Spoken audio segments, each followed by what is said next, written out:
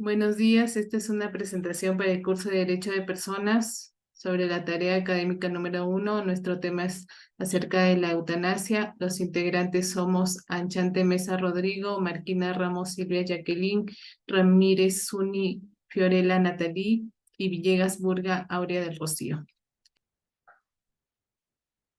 Introducción.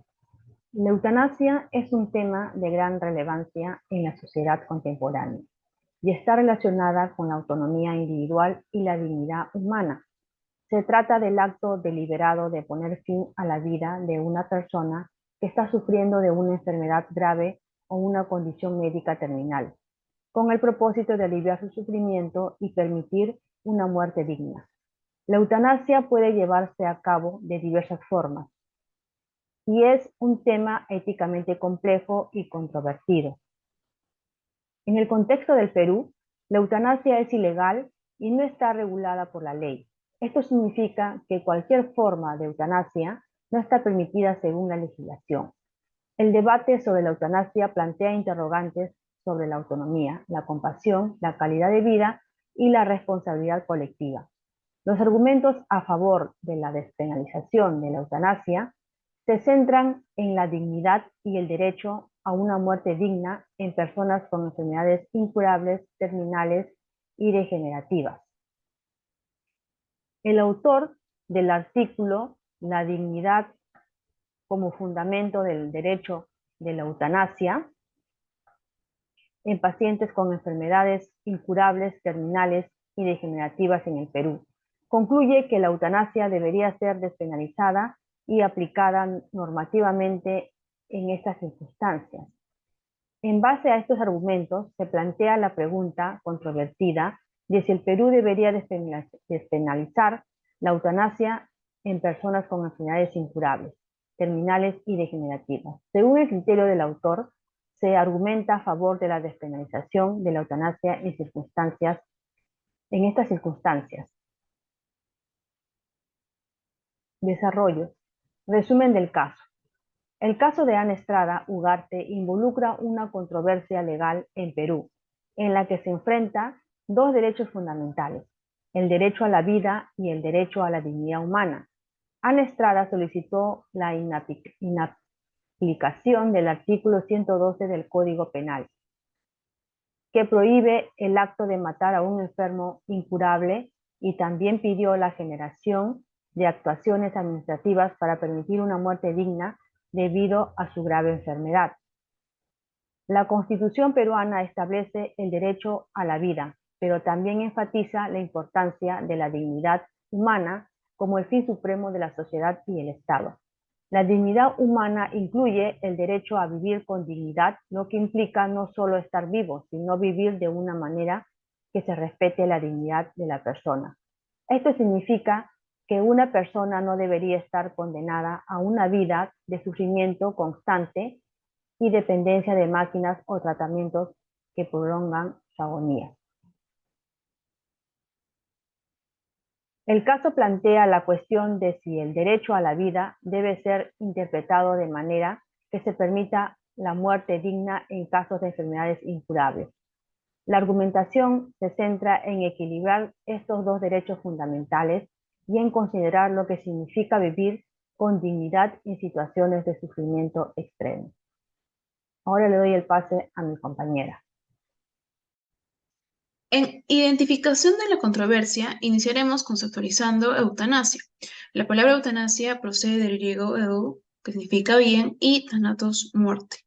Entonces, eutanasia se define como la acción u omisión de una acción que provoca la muerte de una persona con una enfermedad incurable, para evitar sufrimientos físicos y psicológicos. En otras palabras, la persona está desahuciada y con la aplicación de la eutanasia evitaríamos que siga padeciendo dolores insoportables. En ocasiones se habla de eutanasia en otros términos, como lo que es suicidio asistido, aunque en términos estrictos el suicidio asistido es la muerte de una persona provocada por ella misma de manera voluntaria y activa, pero utilizando los medios o la información necesaria sobre los procedimientos proporcionados por otra persona de forma deliberada. Tenemos los tipos de eutanasia.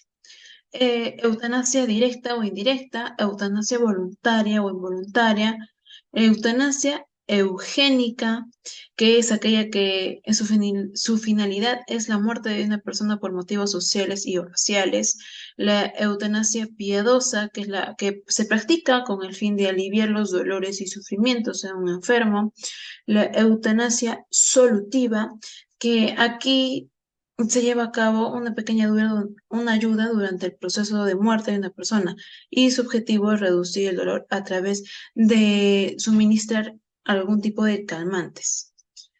Y la eutanasia resolutiva.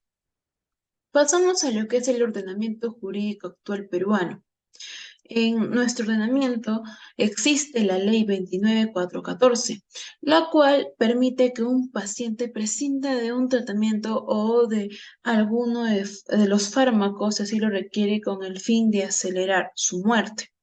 Sin embargo, a cualquier pariente o cercano a esta persona que está enferma actúa a favor del fallecimiento de la persona, aún con el consentimiento y con único objetivo de detener el sufrimiento, puede llegar a tener entre 6 a 3 años de pena privativa de la libertad.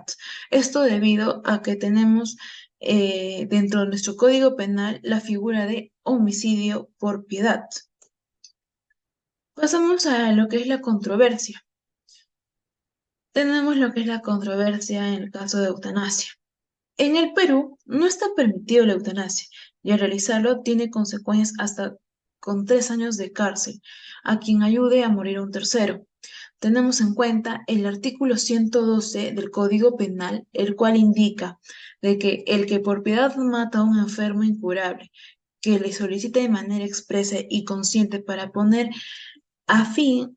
fin a sus intolerables dolores, será reprimido con pena privativa de la libertad no mayor de 3 años. También debemos tomar en cuenta el artículo 121 del Código Penal, el cual también es relativamente, se puede decir que se asemeja al artículo 112, el cual indica que el que causa a otro daño grave en el cuerpo o en la salud física o mental será reprimido con pena privativa de la libertad no menor de 4 ni mayor de 8 años. Ahora, según estos artículos mencionados, se relacionan, ¿por qué? Porque ambos hablan de causar daño a otro, pero en uno se enfoca en el que es la eutanasia. Ahora, según los artículos mencionados en nuestro país, ocasionar a alguna persona un tipo de lesión, así sea por piedad como lo indica el artículo 112, estaríamos en contra del código y en consecuencia se tendría, la pena privativa de la libertad. En este caso sería la cárcel la persona. Tenemos el análisis de fundamentos, que es el caso de Ana Estrada. Siguiendo con la exposición, tenemos las posturas a favor de la eutanasia, las cuales se argumentan en 3 argumentos centrales, que son liberar a la persona de los sufrimientos, abaratar los costos de la enfermedad y salvar la dignidad del hombre al evitarse una imagen penosa. El argumento de la libertad, que lo tenemos también en nuestra Constitución Política del Perú, que es un derecho sagrado e imprescindible que todos los seres humanos poseemos. Como argumento de la autonomía de la persona, es fundamental que la persona tome decisiones sobre sí misma y pueda decidir acerca de su vida. La autonomía de la persona es considerada como un valor, como la capacidad de la persona de plantearse un plan de vida y ceñirse a sus decisiones y al cumplimiento de este plan. Es posible identificar la autonomía en 3 conceptos.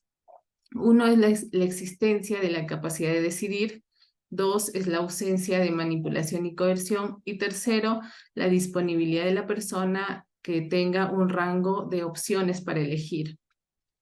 Por otro lado, tenemos las posturas en contra. El principal argumento de las posturas en contra se encuentra en el argumento de la pendiente resbaladiza, que nos dice que de aceptarse la eutanasia se abre la posibilidad de abusos tales como el tráfico de órganos o que se oculten homicidios bajo esta figura.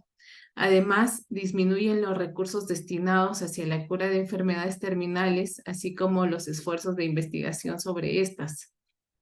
Por otro lado, tenemos los argumentos desde una perspectiva ética moral, que nos dice que si se despenalizara la eutanasia conllevaría la decadencia progresiva que pasaría por ciertas fases, ¿no? La primera fase sería como un tratamiento que solo puede aplicarse en ciertas situaciones y tras pocos años la reiteración sería habitual, por lo tanto se haría más cómodo la salida de la eutanasia para evitar costos y esfuerzos. Como tercera fase tenemos que aquellos profesionales que acepten la eutanasia voluntaria se convertirían en una razón de coherencia moral y una obligación indeclinable para quien la pide. Por otro lado, se generalizaría el concepto a otros enfermos y la eutanasia podría reemplazar a la misma medicina. Las razones políticas. Tenemos la tutela de la vida es un deber político que no puede relegarse a la moral particular o privada de cada uno. Por último, en el tema de la eutanasia y dignidad. Tenemos que la eutanasia, como fundamento del derecho a la dignidad, se justifica por el sentido que la dignidad de la persona que padece la enfermedad incurable, terminal o degenerativa no merece sufrir dolor ni agonía, siendo la dignidad la fuente de estos derechos fundamentales. En este sentido, la eutanasia debe aplicar normativamente a fin de evitar una distorsión de su aplicación. Por último, también en el ámbito penal es necesario establecer requerimientos para esta práctica, pues estos ayudarán a establecer los parámetros para ser considerada. La ley penal peruana tipifica en el homicidio por piedad a la eutanasia activa, no haciendo lo mismo con la pasiva ni la indirecta. Sin embargo, se ha mitigado a 3 años su pena, pues prepondera el consentimiento y la voluntad del paciente. Es fundamental establecer la legalización de la eutanasia en función de su autonomía de la persona, precisando de manera técnica y específica para los casos de pacientes con enfermedades incurables y terminales o degenerativas, frente a su padecimiento y dolor insufrible. Doy pase a mi compañero. Bien, catedrática, buenas noches. Continuando con la exposición, nos habla de la Constitución Política, el artículo 1 y el artículo 2. Nos dice que la defensa de la persona humana en su artículo primero, y en el artículo 2 nos habla de los derechos fundamentales de la persona. Como bien sabemos, son derechos irrenunciables de todo ser humano. El Código Civil. El Código Civil nos habla de dos artículos, que es el artículo 5 y el artículo 6, que en el artículo 5 nos habla del derecho a la vida y la integridad física, a la libertad y al honor y demás inherentes de la persona humana. Y en el artículo 6 nos habla de una disposición del propio cuerpo, ¿no? Que están prohibidos cuando se ocasiona alguna disminución permanente. Puede ser amputaciones o lesiones a nuestro propio cuerpo. Y nos habla también de los actos contra el pudor que podamos realizar, ¿no? En vía pública, etc. Siempre y cuando tiene una salvedad, puede ser por donación de órganos, no por motivos humanitarios. Bien, el Código Penal nos habla específicamente del artículo 112, que es el delito de homicidio piadoso, el cual es sancionado con hasta 3 años de cárcel para quien ejerza.